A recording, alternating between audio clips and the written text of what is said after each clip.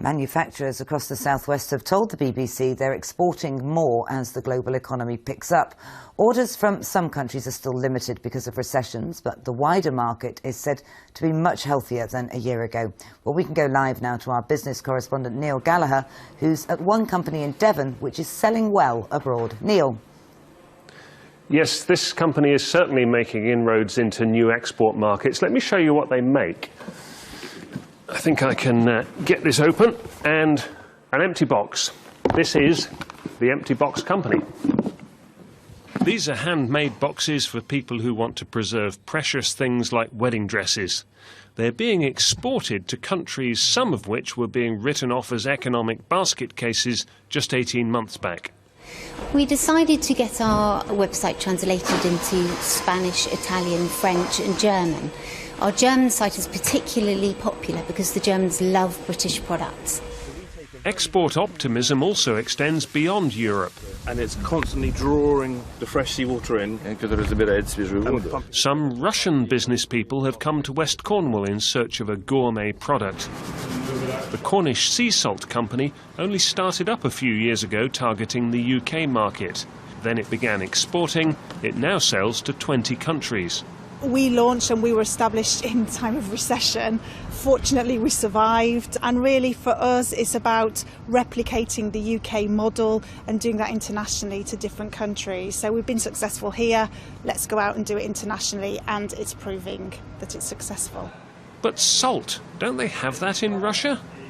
We are looking for the best prices and the best quality. We met Cornish Sea Salt 1 year ago, and we decided maybe we can try to offer this product on the Russian market. So we are here.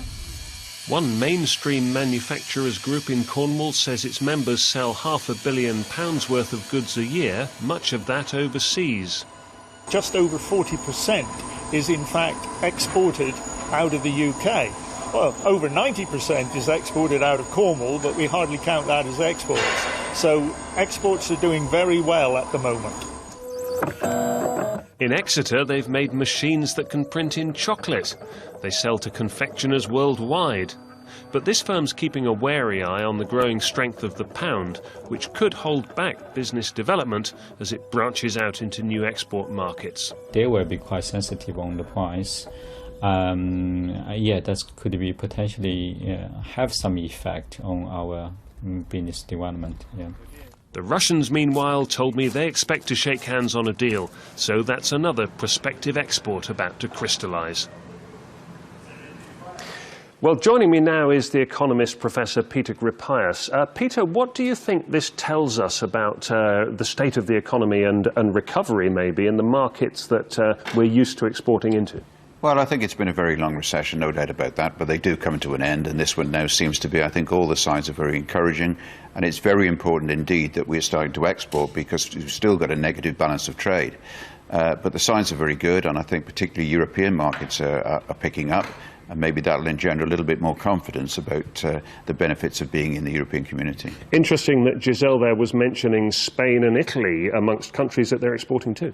Yes, I think actually most of Europe is now picking up, and most of America too, in fact most of the Western world. So there are benefits to the UK, and clearly there are benefits to the Southwest too. As an economist, what do you make of the sentiment that was so clearly expressed at the ballot box, not just here but in many countries just the other day?